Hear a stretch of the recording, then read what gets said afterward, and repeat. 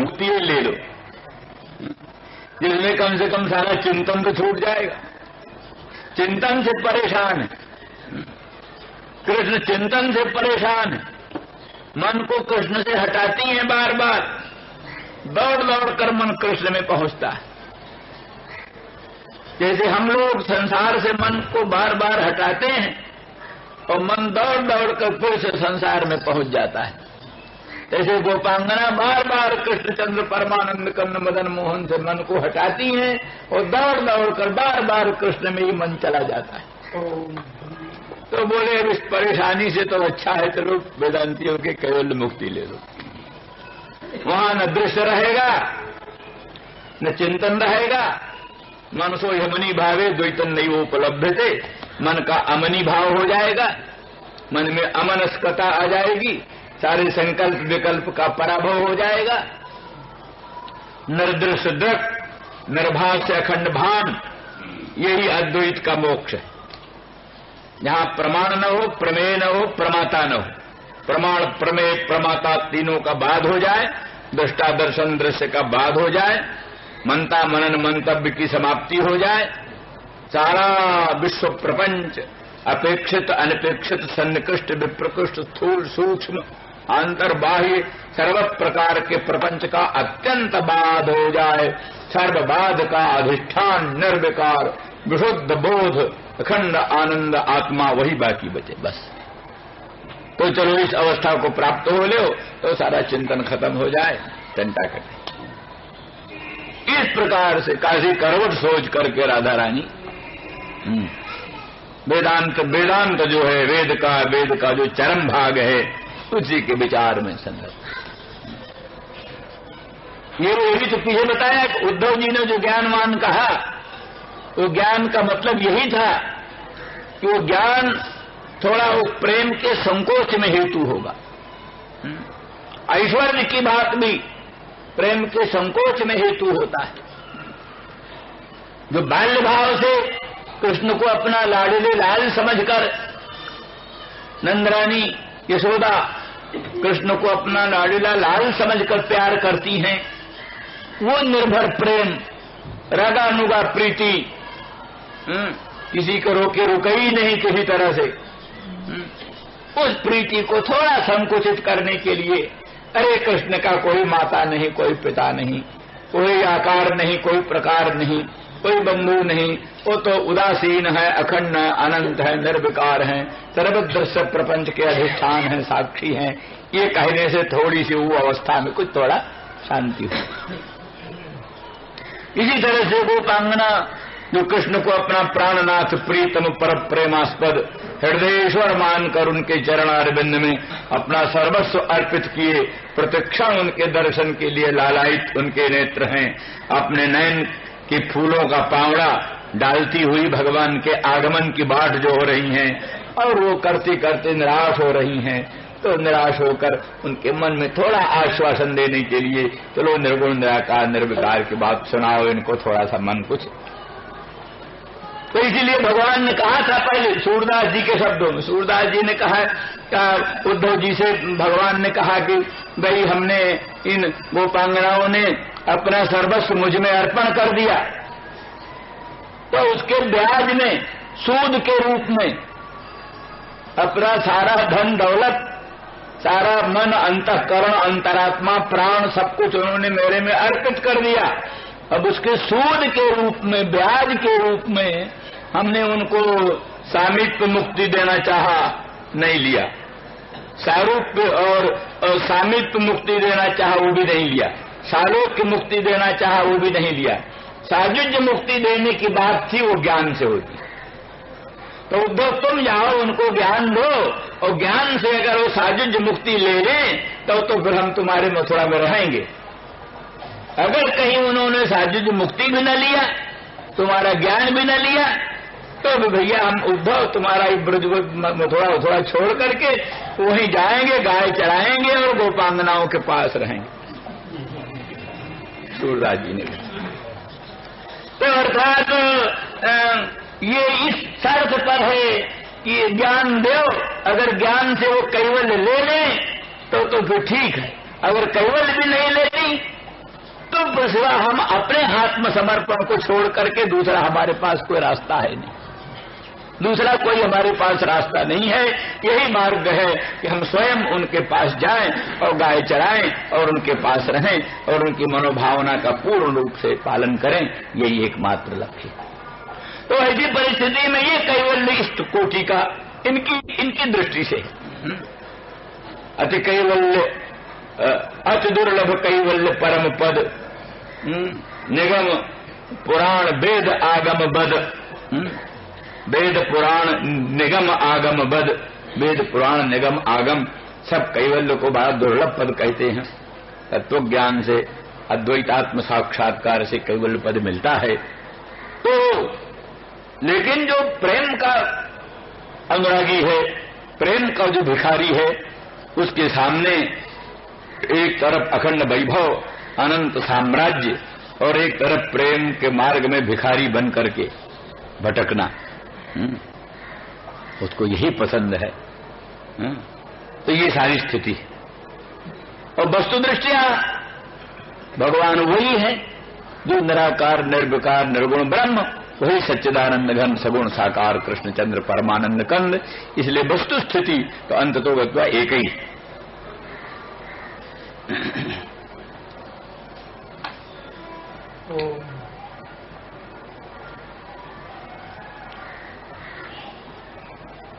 शांति का और कोई मार्ग भी तो नहीं, इसलिए उद्धव जी ने अभी दूसरी बात की, प्रेम मार्ग में अशांति ही शांति, अशांति ही शांति। एक है प्रेम पत्तनम, प्रेम पत्तनम नाम का ग्रंथ है रसकोत्तंस का, रसकोत्तंस महात्मा हुए हैं बड़े त्यागी। तो उन्होंने कहा प्रेम पत्तन में, पत्तन माने एक नगर, जैसे पूना को पत्तन कहते पुण्य पत्तनम, पूना को पत्तन कहते पुण्य पत्तनम, ऐसे एक पत्तन होता, ऐसे एक प्रेम का पत्तन है प्रेम पत्तनम। तो प्रेम पत्तनम में कहते इस संसार से सब उल्टी चीज, इस संसार में जो चीजें हैं सब उल्टी उससे। यहां का जो दुख है वही वहां का सुख, जो यहां का सुख है वही वहां का दुख, जो यहां का धर्म है वही वहां का अधर्म है, जो यहां का अधर्म है वही वहां का धर्म है।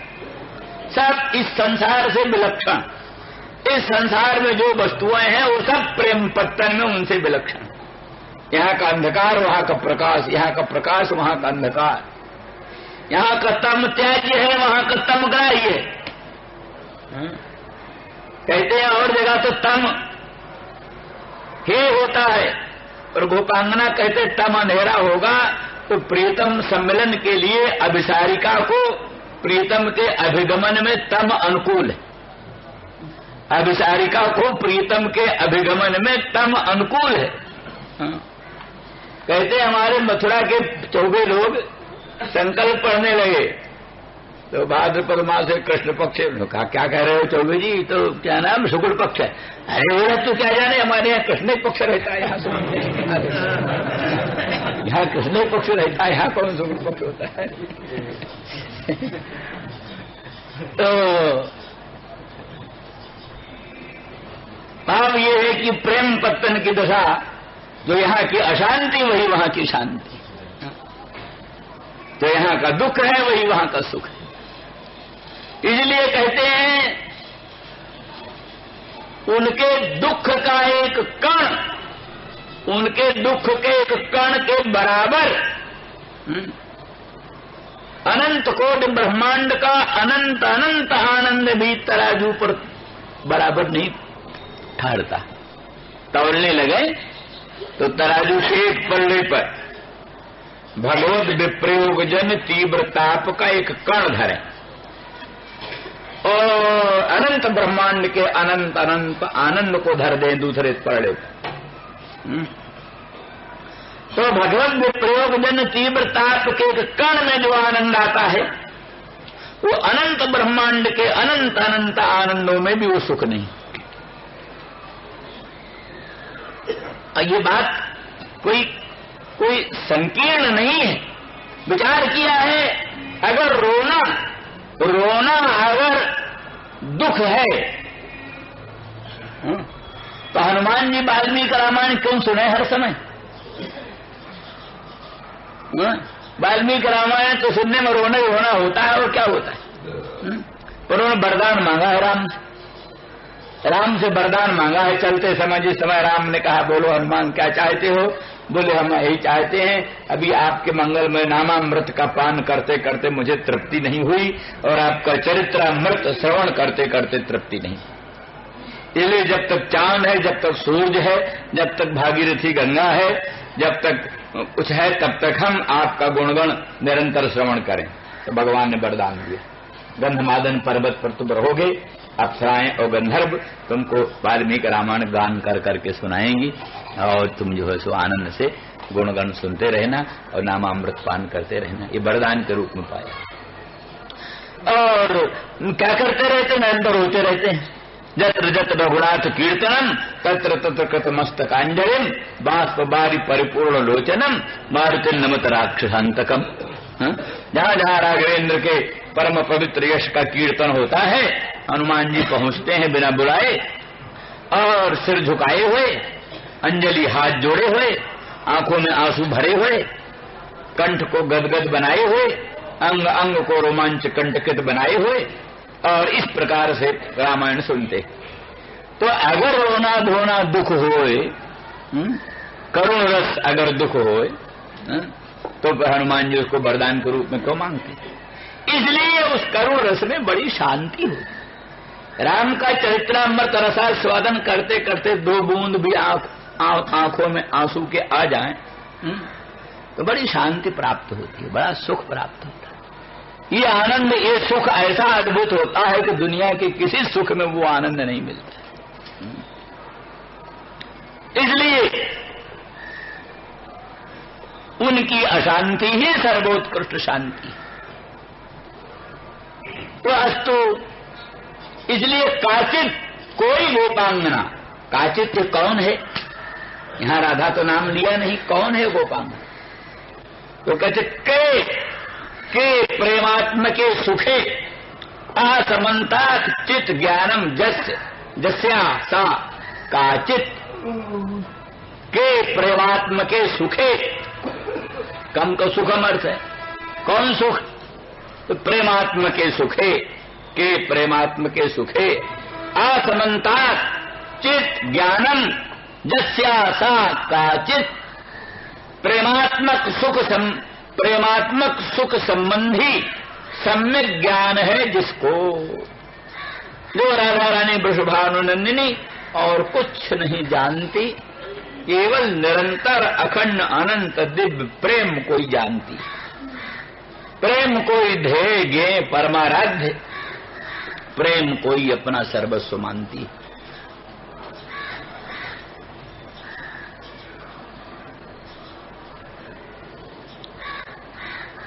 एकस्य श्रुतमेव लुम्पति मतिम, एकस्य श्रुतमेव लुम्पति मतिम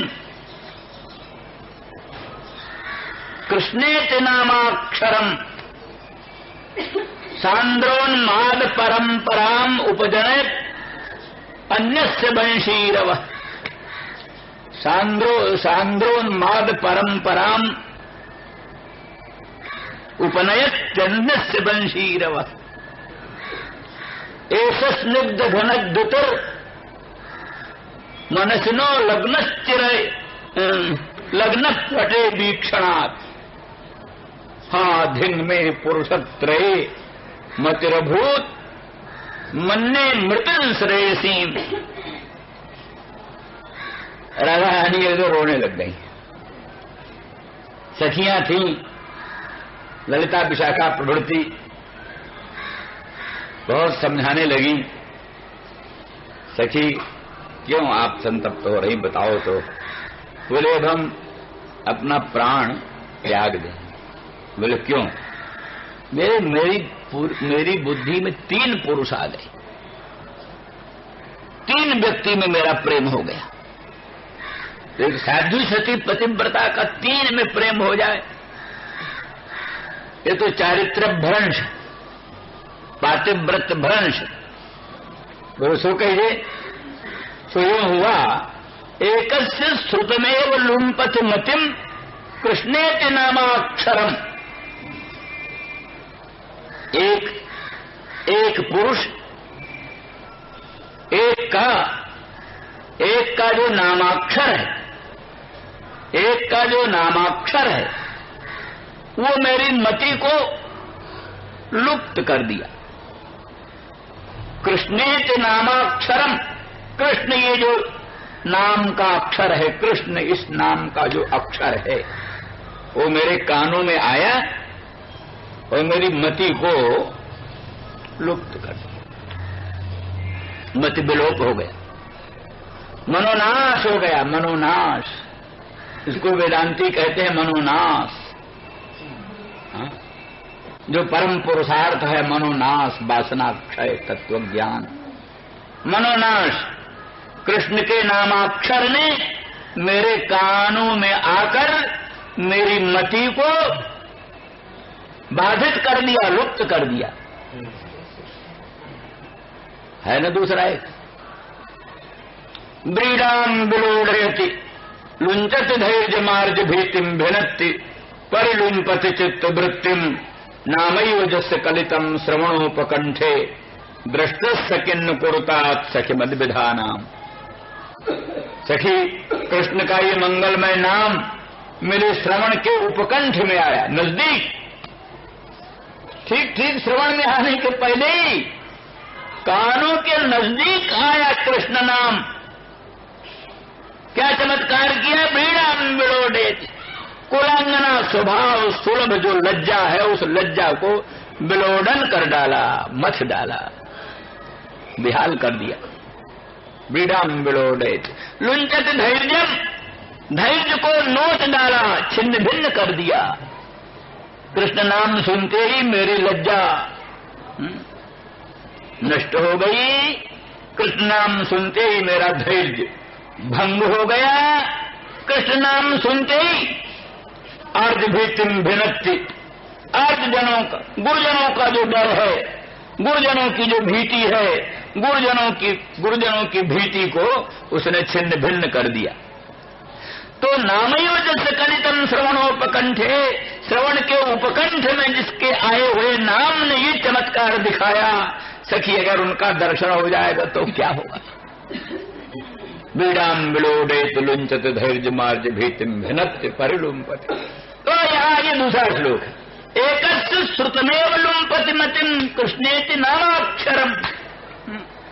एक का कृष्ण ये नामाक्षर सुनने से ही मेरी मति लुप्त हो गई, मनोनाश हो गया, मति लुप्त हो गई। असांदोन्माद परंपरा उपनयत वंशी रहा। तो एक दिन एक का बंशी निनाद मेरे कानों में आया। बंशी निनाद किसी के मंगलमय मुखचंद्र का सुमधुर अधर सुधारस वेणु छिद्रों में प्रविष्ट होकर, वेणु गीत पीयूष रूप में प्रकट होकर मेरे निरावरण कर्ण कुहरों में सन्निविष्ट हो गया। तो मेरे निरावरण कर्ण कुहरों में जो प्रविष्ट बंसी निनाद, वो बंसी निनाद ने मेरे में सांद्रोन्माद परंपरा उपनयति, घनीभूत जो उन्माद है। एक तो उन्माद कभी विच्छिन्न विच्छिन्न होता है, कभी उन्माद हुआ फिर शांत हो गया, कभी उन्माद हुआ फिर शांत हो गया। यहाँ तो सांद्रोन्माद परंपरा, सांद्र जो उन्माद की परंपरा, सांद्र उन्माद की परंपरा को पैदा कर दिया, जिसके बंशी निनाद ने मेरे कानों में आकर तो नामाक्षर ने मति लुप्त कर दिया, और बंशी निनाद की परंपरा ने मेरे स्वरूप में उन्माद की परंपरा, सांद्र उन्माद परंपरा का उपजनन कर दिया। और ऐसा स्निग्ध घनद्युतर मनसनो लग्न पटे वीक्षणा। रंग देवी ने, चित्रा, एक सखी थी चित्रा, रंग देवी, विशाखा, ललिता, चित्रा, तो चित्रा ने चित्र बनाकर दिखाया कृष्ण का चित्र। तो ऐसा स्निग्ध घन द्युति, ये जो चित्र में स्निग्ध घन द्युति ही सांद्र जो श्यामल घन बादल, सांद्र बादल के तुल्य स्निग्ध मनोरम जिसके अंग की मंगलमयी द्युति है, ये मेरे मन में लगना है, मेरे मन में लग गया।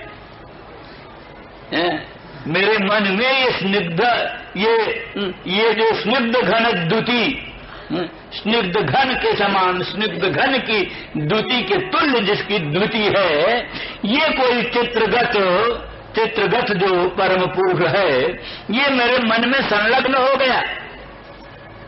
अब वो निकालने से निकलता नहीं, मेरे मन से पृथक होता नहीं। ये दशा बन गई इस चित्र के देखने से। तो एक का नाम सुनने से मत लुप्त हो गई, एक का बंसी निनाद परंपरा के श्रवण से उन्माद सांद्रोन्माद परंपरा उत्पन्न हो गई, और एक का चित्र देखने से मन में वो स्निग्ध घन द्युति मन में संलग्न हो गया। अब तीन कहते पुरुष त्रय मतिर्भूत, तीन पुरुष में मेरी मति हो गई, इसलिए मेरा पातिव्रत्य भंग हुआ, इसलिए मन ने मृत श्रेयसीम, अब तो मैं मर जाना ही श्रेष्ठ समझती हूँ। तो वो सखियां खिलखिला कर हंस पड़ी, बोले सखी तुम बड़ी भोरी हो, वो असल में एक ही है, उन्हीं का कृष्ण ये नामाक्षर है, और उन्हीं के मंगलमय मुख चंद्र से निर्गत वेणु गीत पीयूष है, जो तुम्हारे निरावरण कर्ण कुहरों में प्रविष्ट होकर तुम्हें सांद्रोन्माद परंपरा उपजनन किया, और उन्हीं का ये मंगलमय परम पवित्र चित्र है। इसलिए तीनों तीन चीज नहीं है, तीनों एक ही चीज है, एक ही परम पुरुष भगवान सर्वेश्वर अनंत ब्रह्मांड नायक भगवान में तुम्हारी प्रीति है, वो अन्य किसी में प्रीति नहीं, तुम घबराओ मत। तो इस दृष्टि से प्रेमात्मक सुख जो है उसमें असमंता सम्यक ज्ञान है जिसको। राधा रानी और कुछ जाने चाहे न जाने और कुछ जाने चाहे न जाने, वैसे तो सर्वज्ञ हैं, अनंत ब्रह्मांड जनई है, भगवान कृष्ण की परमाणु राधनी शब्द सार सर्वस्वरूपा है, तो भी व्यवहार दृष्टि से गौरी गोपांगना है, कुछ नहीं जानती, पर इतना तो जानती है प्रेम तत्व क्या है, प्रेम रस क्या है, प्रेम की महिमा क्या है। ये जितना राधा रानी जानती है उतना कोई जानता नहीं। इसलिए के प्रेमात्म के सुखे आसमंता चित ज्ञानम जस्यासा काचित, काचित नाम है राधा रानी का। जैसे किसी का, जैसे उनका राधा नाम है, जैसे वृषभानु नंदिनी नाम है, जैसे हरिप्रिया नाम है, ऐसे उनका एक नाम काचित, काचित अथवा काचित का ही अर्थ है कम प्रेमात्मकम सुखम भक्त जनेषु क्षणे क्षणे आचिनोति अभिवर्धयति इति काचित, जो कि भक्त जनों में क्षण क्षण में प्रेमात्मक सुख को पैदा करती है, असमंता चयन करती है, संचय करती है। भक्तों के हृदय में प्रेमात्मक सुख को क्षणे क्षणे अभिवर्धमान करती हैं, उन राधा रानी का नाम काचित। इसलिए अगर प्रेम चाहो तो राधा रानी का भजन करो, बिना राधा रानी का भजन किए प्रेम नहीं मिलता। प्रेम की देवता राधा रानी है, वृषभानु नंदिनी, इसलिए उनके भजन से ही प्रेम मिलता है। जो लिखा है गौर तेज परित्यज्य श्याम तेज समर्चये जपेत बाध्यायते बापी सभवेत पातकी शिवे। जो गौर तेज को छोड़ करके केवल श्याम तेज की पूजा करता है वो पातकी होता है। इसलिए गौर तेज सम्मिलित श्याम तेज की पूजा करो। गौर तेज से परिवेष्टित, जैसे दामिनी दुत पीताम्बर परिवेष्टित कृष्ण हैं, जैसे गौर तेज सम्मिलित श्री कृष्ण हैं। गौर तेज जो राधा रानी वृषभानु नंदिनी उनसे सम्मिलित श्याम सुंदर कृष्णचंद्र हैं। इसलिए राधा रानी की पूजा करने से ही कृष्णचंद्र परमानंद कंद में अनन्य भक्ति प्रीति मिलती है। तो काचित वो अकस्मात वहीं एक मधुकर उड़ता उड़ता आ गया, भंवरा। काचिन मधुकरन दृष्टवा, वो काचित जो है राधा रानी ब्रजवानंदिनी, देखा अकस्मात वहां कोई मधुकर है। मानो श्री कृष्णचंद्र परमानंद कन्नई राधा रानी का जो चित्र जल्प है, चित्र जल्प को प्रत्यक्ष सुनने के लिए, वैसे तो है ही है सदा राधा रानी के पास में, परंतु राधा रानी का चित्र जल्प श्रवण करने के लिए मधुकर रूप धारण करके आ गए। अथवा अपनी प्रेरणा से एक मधुकर को भेजा है, जिससे कि उस मधुकर के दर्शन से राधा रानी में कोई विचित्र भाव उत्पन्न हो और उस भाव का अनुभव, उस भाव का दर्शन उद्धव को मिल जाए। उद्धव असल में भगवान बड़ी कृपा करके उद्धव को भेजा।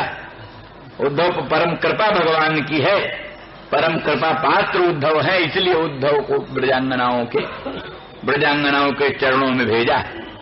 ब्रजांगनाओं के चरणों में जाकर उनका चरण रज स्पर्श करके उद्धव कृतकृत्य हो जाएंगे। उनका ज्ञान विज्ञान पूर्ण रूप से परिनिष्ठित हो जाएगा। भक्त रस परिप्लुत ज्ञान विज्ञान ही वास्तविक ज्ञान विज्ञान। महाराज सुखदेव जी महान ज्ञान विज्ञान परिनिष्ठित थे, पर महान प्रेमी भी थे।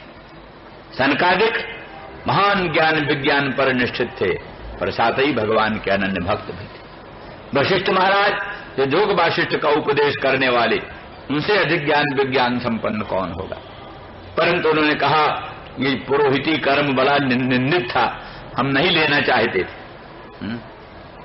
परंतु ब्रह्मा जी ने कहा अरे बेटा, तू पुरोहिती कर्म रघुवंश का पुरोहित बनेगा तो रामचंद्र तेरा पांव धोएंगे। परमात्मा रामचंद्र प्रकट होंगे, वो तुझको गुरु मानेंगे, उनको तुझे विद्या पढ़ानी पड़ेगी और सब बड़ा बड़ा भाग्य होगा, लोकोत्तर सौभाग्य मिलेगा। तो ये समझ करके मैंने पुरोहिती कर्म को ले लिया। तो इसलिए वशिष्ठ महाराज जहां ज्ञान विज्ञान के पारंगत पारदर्शवा महामुनीन्द्र महात्मा है, तहां रामचंद्र भगवान के प्रेम में तल्लीन। जनकादि महाज्ञान विज्ञान संपन्न, वो भी भगवत प्रेम में परिप्लुत है। इस तरह से ज्ञान विज्ञान बड़ी ऊंची चीज है, छोटी नहीं है, लेकिन उसके साथ अगर प्रेम तत्व लग जाए तो फिर प्रेम संपन्न ज्ञान विज्ञान बड़े महत्व की चीज होती है। सो राम प्रेम बिनु सोहन ज्ञाना, कर्णधार बिनु जिम जल जाना। सो सब धर्म कर्म जर जाऊ, जहान राम पद पंकज भाऊ। जोग कुजोग ज्ञान अज्ञानु, जहान राम प्रेम परधानु। ये सब सिद्धांत है। कई सब दृष्टियों से काचित राधा रानी ने वो मधुकर देखा। मधुकर काचिन मधुकरन दृष्टवा, कैसा मधुकर है, जैसा कृष्ण का रूप वैसा ही रूप मधुकर का। मधुकर की नीलिमा बड़ी सुंदर होती, नजदीक से देखो नीलिमा, नीला काला नहीं होता, मधुकर काला नहीं होता। नजदीक से देखो, ध्यान देकर देखो, ये ध्यान से देखो कि मधुकर का रूप कैसा, कृष्ण का रूप कैसा रहा होगा और मधुकर का रूप कैसा, इस अभिप्राय से देखो तब पता चलता है। तो श्यामल स्वरूप है मधुकर का और पंख पीला। कई मधुकर का पंख पीला होता है, तो मानो जैसे कृष्ण का पीतांबर, जैसे उनका पीला पीला पंख। कृष्ण का दामिनीदत्त बिनिंदक पीतांबर, उस मधुकर का पीला पंख। और कृष्ण का जैसे ओष्ठ अरुण, तैसे उसका मुख भी अरुण, लाल अरुण। कृष्ण का अधर जैसे अरुण है, तैसे उसका भी अरुण है। और कृष्ण के बंशी का निनाद जैसे बड़ा मधुर है, ऐसे उसका गुंजार भी बड़ा मधुर, उसका गुंजार बड़ा मधुर, ऐसा संगीत गाता है तो मन मोहित हो जाता है, भ्रमर। तो वो ऐसे मधुकर को देखा, काचिन मधुकरं दृष्ट्वा ध्यायन्ती कृष्ण संगमम। वो ध्यान में थी, मानसिक ध्यान में थी, ध्यान में देखती थी भगवान श्याम सुंदर ब्रजेंद्र नंदन मदन मोहन श्री कृष्णचंद्र उनके साथ, राधा रानी वृषभानु नंदिनी। वो तो स्फूर्ति में स्वप्न में बार बार कृष्ण का दर्शन होता है, बार बार कृष्ण का अनुभव होता है। तो और लोगों को तो जो विश्रंभक प्रधान प्रेम वाली, उनको तो मालूम पड़ता है कि सचमुच हम श्री कृष्ण का समागम हमको निरंतर प्राप्त हो रहा है, कृष्ण के बाहर जाने की कथा सब काल्पनिक भ्रांति। लेकिन ये जो उत्कंठा प्रधान प्रेम वाली गोपांगना है, ये तो एक बार कृष्ण को मिलती है तो अभी विश्वास नहीं होता सचमुच हमको कृष्ण मिल रहे हैं क्या, कृष्ण का दर्शन कर रही हैं, कृष्ण के मुखचंद्र का दर्शन करती हैं, कृष्ण के पादारविंद की नखमण चंद्रिका का दर्शन करती हैं, कृष्ण का स्पर्श करती हैं, कृष्ण का आलिंगन करती हैं, कृष्ण को अपने बाहुपाश में निबद्ध करती हैं, तो भी विश्वास नहीं होता सचमुच हमको कृष्ण मिल रहे हैं कि ये स्वप्न है, स्वप्न है। उत्कंठा प्रधान प्रेम की हाल। इसीलिए तो मिले ही रहत मानो कबहु मिले ना, सदा मिले रहते हैं। राधा रानी को उनके प्राणनाथ प्रीतम पर प्रेमास्पद कृष्ण सदा मिले रहते हैं, तो प्रतीत होता है मानो कबहु मिले ना, मानो कबहु मिले ही नहीं। अर बरात निषिदिन मिलिबे को मिले ही रहत मानो कबहु मिले ना। तो उत्कंठा प्रधान प्रेम की एक अवस्था है, एक वैचित्री अवस्था होती है, जिसमें कि भ्रम के तुल्य भ्रमाभा वैचित्री अवस्था होती, भ्रम के तुल्य होती है। भ्रम जैसा होता है वैसा ही होता है, भ्रम के तुल्य। उसी वैचित्री अवस्था का वर्णन है। अंके स्थिते पिदयते किमिपि प्रलापम हा मोहनेत मधुरम विदधत्त कस्मात्। प्रीतम प्राणनाथ पर प्रेमास्पद अंक में ही विराजमान है, सर्वांगीण संश्लेष संपन्न है। अंतरात्मा से अंतरात्मा, अंतःकरण से अंतःकरण, मन से मन, प्राण से प्राण मिले हुए हैं, एकम एक हैं, तो भी उनको ऐसा विप्रलंब प्रतीत होता है मानो मदन मोहन श्याम सुंदर कभी मिले ही नहीं। कोई सुनता है उसके विरह जन्य तीव्रता के उद्गारों को तो समझता है इस बिरहिणी को इसके प्राणनाथ प्रियतम जुग जुगांतर में कल्पांतर में कभी मिले ही नहीं। तो वो ध्यायन्ती कृष्ण संगमम, कृष्ण के संगम का ध्यान करती हुई मनसा श्री कृष्ण के संगम का अनुभव करती हुई और अकस्मात मधुकर को देखती है। मधुकर को देख करके प्रिय प्रस्थापितं दूतम कल्पयित्वेदम अब्रवीत, कल्पना करती है मेरे प्राणनाथ ने, मेरे प्रियतम ने मुझे आश्वासन करने के लिए अपने एक दूत को भेजा। ये भ्रमर नहीं है, ये मधुप नहीं है, मधुकर नहीं है, ये मेरे प्रियतम प्राणनाथ का भेजा हुआ दूत है। ये मुझे आश्वासन करने के लिए आया, या मुझे मनाने के लिए, मेरा मान निराकरण करने के लिए, मुझ मानने का मान निराकरण करने के लिए प्राणनाथ का भेजा हुआ ये दूत है। इसलिए प्रिय प्रस्थापितं दूतम कल्पयित्वेदम अब्रवीत। प्रिय प्रस्थापितम प्रेषितम, प्रिय प्रस्थापितम, प्रिय से प्रेषित प्रस्थापित दूत समझ कर दूत की कल्पना करके इदम अब्रवीत बोली। अब फिर विशेष बात कल होगी। श्री राम जय राम। वो गोपी विशिष्ट गोपी। यहां गोप्या ऊंचू नहीं है, गोपी उवाच, एक गोपी कोई, वही काचित, जिसका अर्थ काचित का।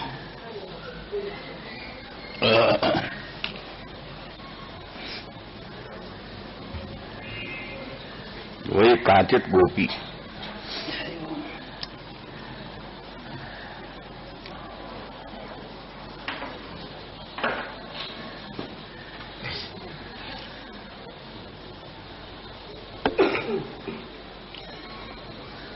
गोपी का अर्थ है जो अपने भावों को, दो बात है, एक तो गोपी का अर्थ सरल सुगम। नागरिक स्त्रियां जो होती हैं, चाहे नागरिक पुरुष चाहे नागरिक स्त्रियां, वो इतने सरल और स्वच्छ हृदय के नहीं होती, उनमें बहुत जाल पौरे भरा रहता है, नागरिक स्त्रियों में नागरिक पुरुषों में। लेकिन जो ग्राम में जन हैं, ग्रामों में रहने वाले, वे अधिक सरल और अधिक स्वच्छ हृदय के होते हैं। अभी गत दिनों तक पहाड़ की यात्रा हम लोग करते थे, वहां वस्तुओं को छिपाने की जरूरत नहीं पड़ती थी। किसी चट्टी पर कोई चीज अगर भूल गई तो दूसरे दिन तीसरे दिन फिर आओ तो वहीं मिल जाए, कोई उसके लिए खतरा नहीं होता था। और बड़ा से बड़ा मालटाल लेकर के पहाड़ी कुली सामान लेकर चलते थे, उनसे कोई खतरा नहीं होता था। तो माने जहां ये रेल का और मोटरों का प्रपंच नहीं फैला हुआ है, वहां अब भी बहुत कुछ सरलता है, सरलता। और जहां ये सब चीजें पहुंच गई, वहां मालूम होता है रेल के साथ, मोटर के साथ कलयुग भी पहुंचता है। तो कहने का अभिप्राय कि गांव के रहने वाली, गोष्ठ की रहने वाली गोपी, वो जितना सरल स्वच्छ हृदय से भगवान का चिंतन करती है, भगवान को प्राप्त करती है, इतनी सामर्थ्य अन्य लोगों में नहीं।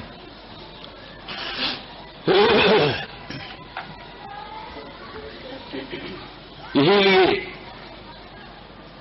यदुपति कृष्ण हैं,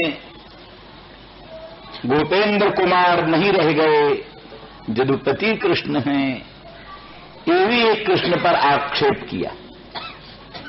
कृष्ण पर ये भी एक आक्षेप है, वो गोपेंद्र कुमार पद से यदुपति हो गए, यादवेंद्र हो गए।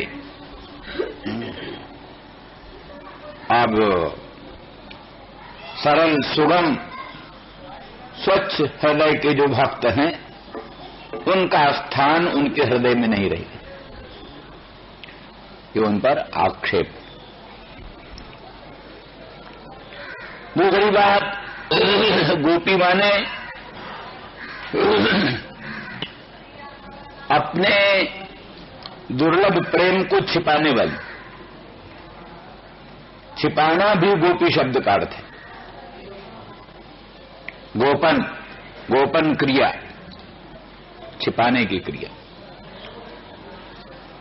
कोई धन को, साधारण धन को छिपा कर रखता है, साधारण धन को छिपा कर रखता है, सब न जाने। जो परम धन है, निर्जन सर्वस्व है, श्रुतियों का गुप्त वित्त है, तो कहते हैं पुंजीभूतम प्रेम गोपांगनानाम मूर्तिभूतम भागधेयम यदूनाम, और एकीभूतम गुप्त वित्त श्रुति नाम।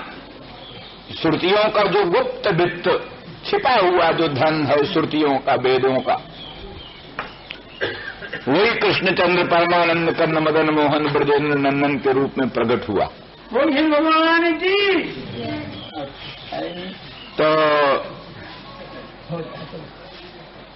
इसलिए उस गुप्त वित्त का परम दुर्लभ धन को छिपा कर रखना, ये इनका काम गोपी। और तद विषय जो प्रेम है उस प्रेम को भी छिपाती, प्रकट नहीं होने देती, उस प्रेम को छिपा कर रखती। इसलिए गोपी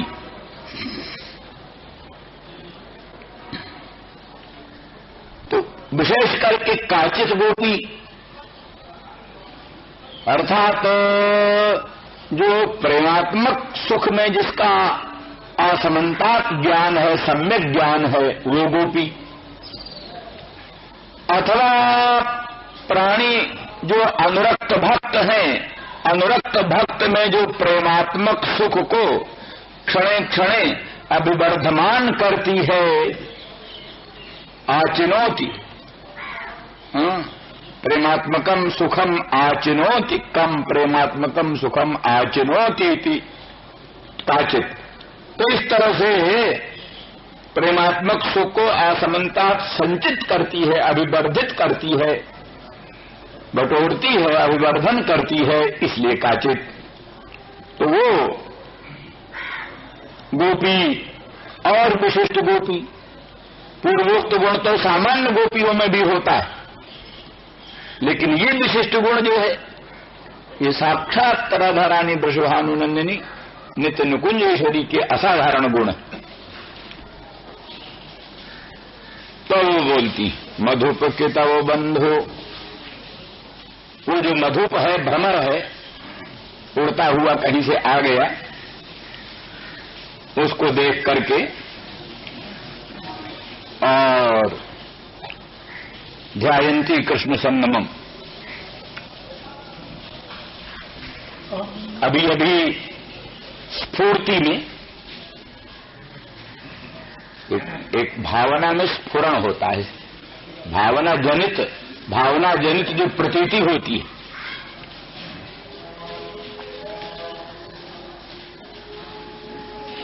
वेदांती भी कहते अप्यसत प्राप्यते ध्यानात् नित्यात्म ब्रह्म किम पुनः, कहते हैं असत वस्तु भी ध्यान से प्राप्त हो जाती, असत वस्तु जो है नहीं उसी का चिंतन करने लग जाओ, ध्यान करने लग जाओ, थोड़े दिन में वही वस्तु प्रकट हो जाती। अप्यसत प्राप्यते ध्यानात्, बोले फिर नित्यात्म ब्रह्म किम पुनः, जो ब्रह्म नित्य प्राप्त है वो ध्यान से मिल जाए, इसमें क्या संदेह। नित्य सिद्ध वस्तु ब्रह्म वो ध्यान से मिल जाए, इसमें संदेह की बात ही नहीं। अप्यसत प्राप्यते ध्यानात्, असद वस्तु भी ध्यान से मिल जाती। प्रसिद्ध है कि विधुर परिभावित कामिनी साक्षात्कार, विधुर जो पुरुष है, पत्नी उतनी है नहीं समीप में, तो भी चिंतन करता करता मृत पत्नी का चिंतन करता करता उसका साक्षात्कार करने लगता है। विधुर परिभावित कामिनी साक्षात्कार, विचार किया गया है कि ये अप्रमाण होता है, ये साक्षात्कार जो है, ये साक्षात्कार स्वयं प्रमाण रूप नहीं है, यथार्थ ज्ञान रूप नहीं, क्योंकि भावना जनित है, प्रमाण जनित नहीं। जो ज्ञान प्रमाण जनित है वही ज्ञान प्रमा होता है, जो ज्ञान प्रमाण जनित नहीं है, निर्दोष प्रमाण जनित जो ज्ञान नहीं है वो ज्ञान प्रमा नहीं। इसीलिए कहा प्रसंख्यान से, वाचस्पति भामतीकार ने खंडन किया, जो लोग कहते प्रसंख्यान से ब्रह्म का साक्षात्कार होता है, वेदांतों का श्रवण करके वेदांत द्वारा निराकार निर्विकार निर्गुण अद्वैत अनंत अखंड ब्रह्म को परोक्ष रूप से जान करके उसी को दीर्घकाल निरंतर सत्कार पूर्वक पुनः पुनः पुनः पुनः चिंतन करते करते उसी को कहते प्रसंख्यान, उसी को प्रसंख्यान कहते। उस प्रसंख्यान से ब्रह्म स्वरूप का साक्षात्कार होता है। एक पक्ष ही है प्रसंख्यान से। जैसे गांधर्व शास्त्राभ्यास जन्य संस्कार संस्कृत मन की सहायता से कान शब्दगत खड्जत्वादी धर्मों को साक्षात्कार करने लगता है। केवल श्रोत्र तो शब्द सामान्य को ग्रहण कर सकता है, लेकिन गांधर्व शास्त्र के अभ्यास से जन्य जो संस्कार, उन संस्कारों का जो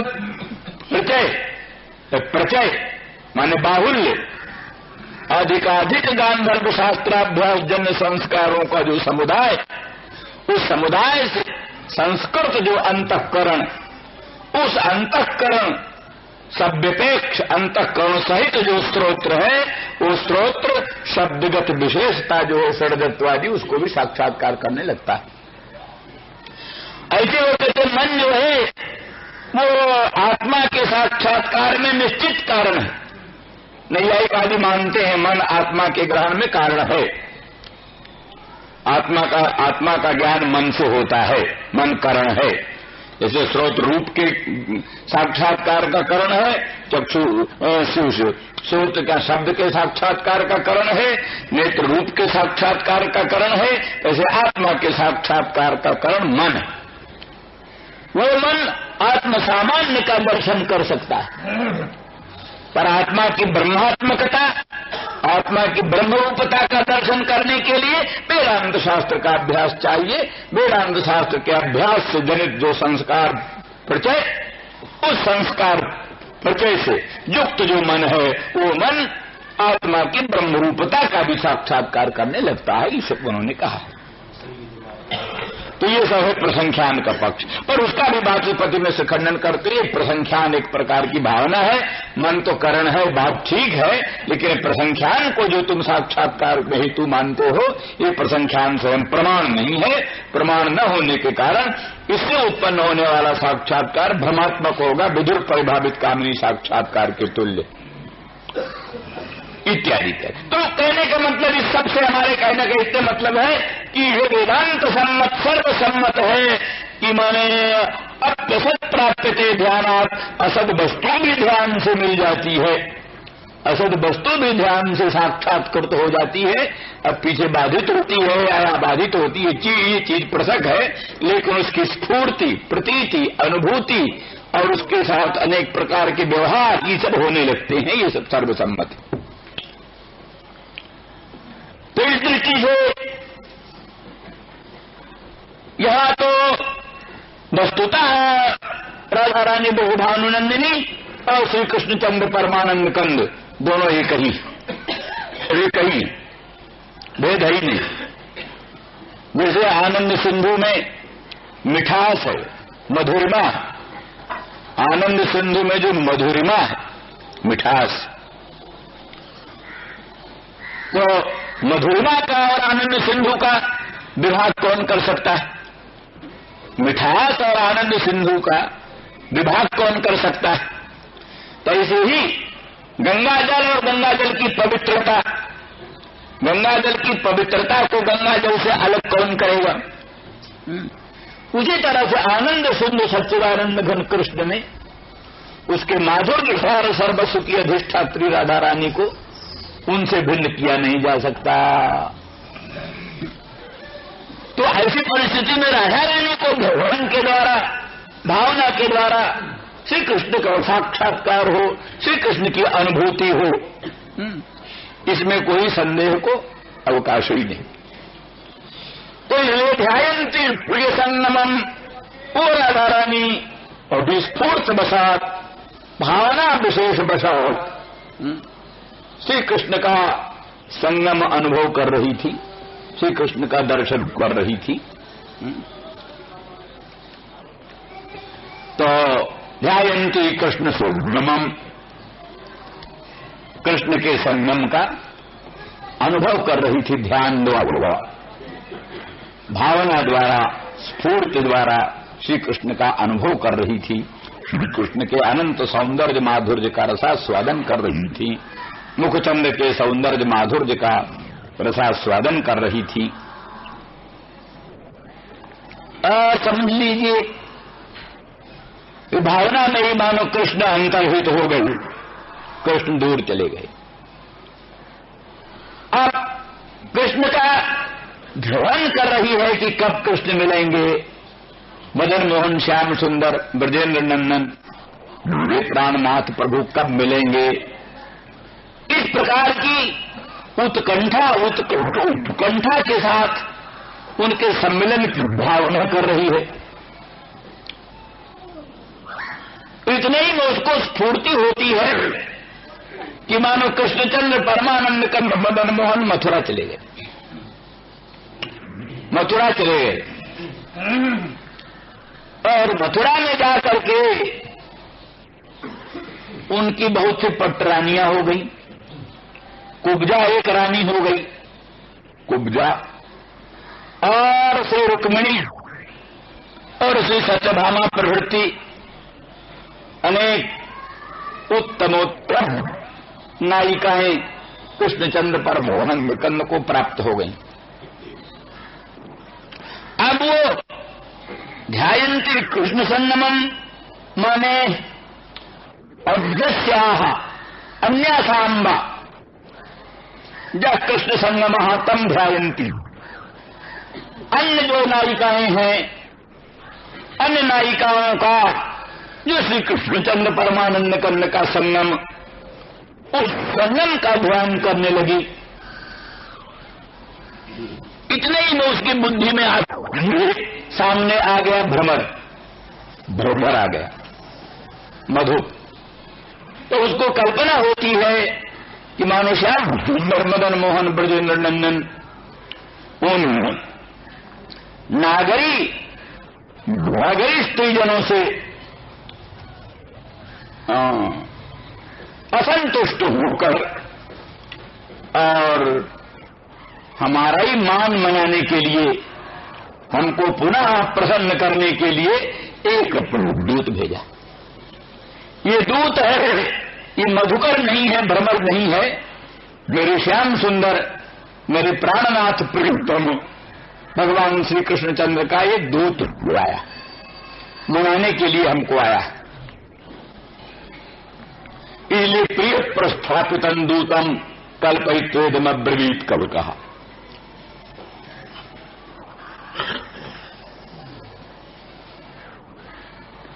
तो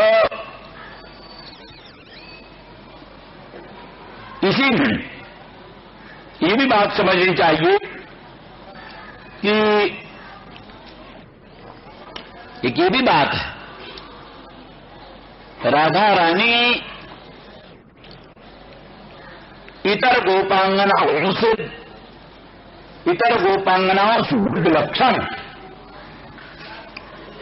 इसलिए रासक प्रसंग में भी आया। रासक प्रसंग में भगवान संपूर्ण गोपांगनाओं को छोड़कर अंतर्हित हो गए, छिप गए, लेकिन राधा रानी वृषभानुनंदिनी को नहीं छोड़। राधा रानी वृषभानुनंदिनी को सामान्य गोपिकाओं से उच्च स्थान है, इसलिए सकल गोपांगनाओं से अंतर्धान होने पर भी राधा रानी वृषभानुनंदिनी को लेकर अंतर्धान हो गए। ये पंचाध्यायी में है। राधा रानी नाम यद्यपि वहां भी नहीं है, राधा रानी नाम नहीं है वहां, तो एका कोई विलक्षण नाम क्यों नहीं दिया? अब नाम क्यों नहीं लिया ये भी प्रश्न है, और उत्तम प्रश्न है, व्यापक प्रश्न है। नाम न लेने का हेतु यही हो सकता है, कुछ लोग कल तो कहते सुखदेव जी का मंत्र था राधा, सुखदेव जी ही मंत्र जपते थे, तो कोई भी अपना मंत्र प्रकट नहीं कहता। रुद्री हम लोग करने लगते हैं अभिषेक, तो गायत्री मंत्र आता है तो उसको धीरे से कहते हैं, उपांशु। चुप होकर कहते हैं, अंतर्मुख। और मंत्रों को बोल रहे हैं, वो भी एक मंत्र ही है, नमस्ते रुद्रमन्य तो शिखवे नमः, सब बोल रहे हैं धड़ाधड़। गायत्री मंत्र है, चुप धीरे से। क्यों? ये मंत्र है, ब्राह्मणों का मुख्य मंत्र है गायत्री मंत्र। तो मंत्र अपना, मंत्र गुप्त भाषण है, मंत्र गुप्त भाषण है, गुप्त भाषण का ही नाम मंत्र होता है। इसलिए सुखदेव जी महाराज ने अपना मंत्र समझ करके उसका नाम नहीं लिया। तो इसलिए पुराणों में नाम है, ये ब्रह्मवैवर्त में, पद्म पुराण में राधा का खूब नाम है, विस्तृत नाम है। एक समाधान ये है। दूसरी समाधान ये है कि मुख्य रूप से व्यापक सिद्धांत परोक्ष प्रिया यो ही देवा, देव परोक्ष प्रिय होते हैं। व्यवहार में भी किसी पुरुष का सीधा नाम ले रहे हो, अमुक अमुक नाम ले लें, तो उसको अच्छा नहीं लगता। तो कहें पंडित जी, सामवेदी जी, तो बड़े प्रसन्न हो जाएंगे, ठीक है। हाँ, तो पंडित जी सामवेदी जी कह दें तो प्रसन्न होंगे, और हे अमुक जी, तो फिर वो अच्छा नहीं लगेगा किसी को भी। किसी महात्मा का भी सीधे नाम ले लो, नहीं प्रसन्न होगा। महाराज जी, स्वामी जी कहो, हाँ बड़े प्रसन्न होंगे, हाँ ठीक, बड़ा भक्त है महाराज जी, स्वामी जी। इस तरह से जब सामान्य लोग भी अपना नामोच्चारण अपमान समझते हैं, तो फिर जो देवाधिदेव श्री कृष्ण भगवान की भी जो उपास्या है, श्री कृष्ण भी जिसकी उपासना करते हैं, आराधना करते हैं, तो वो राधा रानी का नाम ऐसे सीधे कैसे ले लिया जाए? इसलिए उनका परोक्ष रूप से ही नाम लेना चाहिए। परोक्ष रूप से नाम लिया ही है, एक काचित नाम उसी का तो है। एका प्रधान मुख्य, एक शब्द ही प्रधान का अर्थ होता है, मुख्य का अर्थ होता है। आनंद वृंदावन प्रभु मुख्या नाम से निर्देश है, मुख्या नाम से। और राजपंचाध्यायी में राधा राग साध संसिद्ध धातु भी दिया। अनयाराधितो नूनम भगवान हरि ईश्वर, इससे अधिक क्या कहेंगे? राधिता वशीकृता हरि ही अनया इति राधा, हरि को वशीकृत कर लिया है जिसने, अपने बस में हरि को जिसने कर लिया है, उसका नाम राधा। तो राग साध संसिद्धो धातु का ही राधा बनता है, उसी का ये प्रयोग है। राधिता अनया हरि, हरि ने, इसने हरि को राधित की है, स्ववशीकृत किया है। इससे अधिक राधा का नाम निर्देश की अपेक्षा और क्या? ऐसा उपदेश वेदों में मिलता है। इंद्र कहना है, इंद्र को कहते हैं इदंद्रम संतम एनम इंद्र नित्याचक्षते, उसका नाम तो इदंद्र है। इदंद्र माने इदम सर्वम नाम रूप क्रियात्मकं जगत आत्मत्वेन दृष्टवान इति इदंद्र, जिसने सारे इदम पदवाच्य विश्व को आत्मा के रूप में देखा, उसका नाम इदंद्र है। पर इदंद्र नहीं कहते, इदन इंद्र कहते हैं, छिपाकर, सीधे इदंद्र न कह करके इंद्र कहते। ऐसे चतुर्होत्रम संतम एनम चातुर्होत्र इत्याचक्षते है। चतुर्होत्र, चतुर्भुज होते चतुर्हुतम, तो चातुर्होत्र कहते हैं, चतुर्हुत नहीं कहते। कुछ उसमें जोड़ करके या सब बढ़ा करके किसी का नाम मिलो, तो श्री श्री श्री श्री जी महाराज, अष्टोत्तर शतश्री समन्वित महाराज जी, लो नाम लो तो कुछ जोड़ो और विशेषण लगाओ, विशेषण लगा के जोड़ो। तो इसलिए इंद्रम को इंद्र कहा, चतुर्होतम को चातुर्होत्रम कहा। ऐसे ही वेदों में अनेक उदाहरण हैं जहां पर किसी उच्च देवता का नाम निर्देश तो करते हैं, लेकिन उसको परोक्ष स्वरूप से करते हैं, प्रत्यक्ष रूप से नहीं करते, क्योंकि कहते प्रत्यक्ष द्वेष, प्रत्यक्ष से द्वेष करते हैं देवता, प्रत्यक्ष नामोच्चारण से द्वेष करते हैं, इसलिए प्रत्यक्ष नाम नहीं लेते। इसीलिए राधा रानी का नाम सीधा न लेकर के राधिका वशीकृत हरि अनयायित राधा। कुछ लोग कहते सकंधवादित्वात् पर रूप मान करके शकंधु शकंधु, उसी तरह से राधाम इता राधिका, राधाम बीच में है सुस्पष्ट ही राधा है, राधाम इतः गता हरि च राधिका, इस तरह से राधा नाम सुस्पष्ट ही आ जाता है। और एक जगह एक भक्त ने और कहा राधावंतो महाभटा, तो है वहां पर अवल में आधावंत है, लेकिन बीच में रहा विसर्ग, और विसर्ग से संधि हो गई, रा बन गया, तो बोले राधावंत, बोले राधा उपास्यत्वेन अस्ति एषाम इत राधावंत, राधा है उपास्य रूप में जिसका, वो राधावान, वो राधावान जो लोग जो महाभट हैं वो बड़े वीरता के साथ लड़ रहे थे, क्योंकि राधा उनके हृदय में थी। इस तरह से भागवत के भी अनेक शब्दों से राधा शब्द की उत्पत्ति का, राधा शब्द के वर्णन की बात आती है। तो वास्तु कहने का अभिप्राय यहाँ तो प्रसंगानुसार यही है कि वो राधा रानी राजपंचाध्यायी में भी उनका एक विशिष्ट अस्तित्व है, एक पृथक अस्तित्व है, सामान्य गोपांगना जनों से पृथक अस्तित्व है। इसलिए सामान्य गोपांगनाओं को छोड़ करके और राधा रानी को लेकर भगवान कृष्ण अंतर्धान हुए, तो आगे चल करके उसको भी छोड़ा, ये चीज पृथक है। वो माननी हो गई राधा और कहने लगी नैमाम जत्रते मनः, अब हमसे चला नहीं जाता, अब आप कहीं चलना चाहते हो तो मुझको लेकर चलो, अंक में लेकर चलो, गोद में लेकर चलो। तो भगवान ने कहा था तो गोद में लेकर क्या चलें, कंधे पर बैठ जाओ। बोले हाँ ठीक है। बैठे कृष्ण जी, जब उसने कंधे पर बैठने के लिए जैसे उठाया पांव, देखा तो कृष्ण ही नहीं, अंतर्धान। अब रोने लग गई, विलाप करने लग गई। इतने फिर गोपांगनाएं आती, गोपांगना आती हैं, देखती अरे ये तो पहले तो बड़ी बड़ी प्रशंसा कर रही है, धन्य है कोई, धन्य हो अमी आल्य, ये रूपांगना देह आलियो धन्य है कि जो देखा परत, जो कि अकेली कृष्ण को लेकर के और कृष्ण भगवान की सेवा कर रही है और उनके अनंत सौंदर्य माधुर्य का रसास्वादन कर रही है।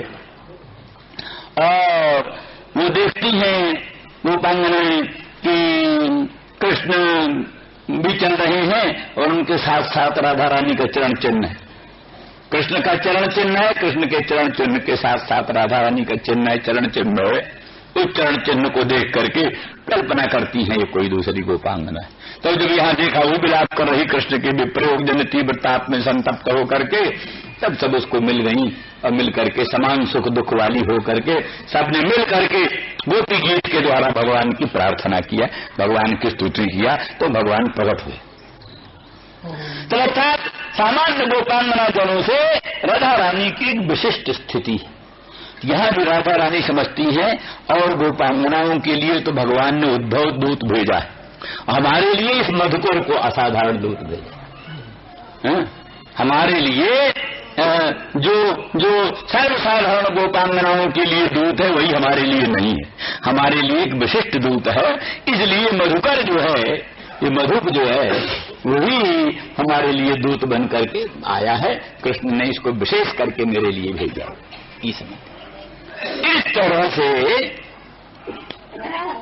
उस दूत उसमें दूतत्व की कल्पना करके मधुकर को दूत समझ करके और बोलती है मधुप की तव बंधो मास प्रशांगिम। तो हे मधुप, मानो वो मधुप मड़राता हुआ, गुंजार करता हुआ राधा रानी के चरणों पर चरणों को छूने का यत्न करता, राधा रानी के चरण स्पर्श का यत्न करता। तो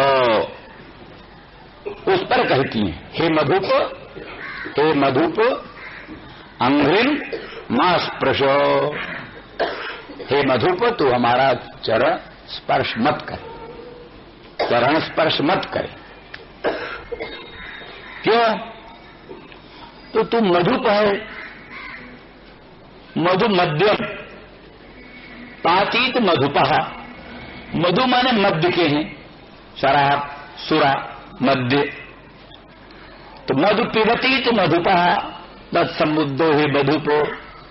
तू मधुपान करता हो। वैसे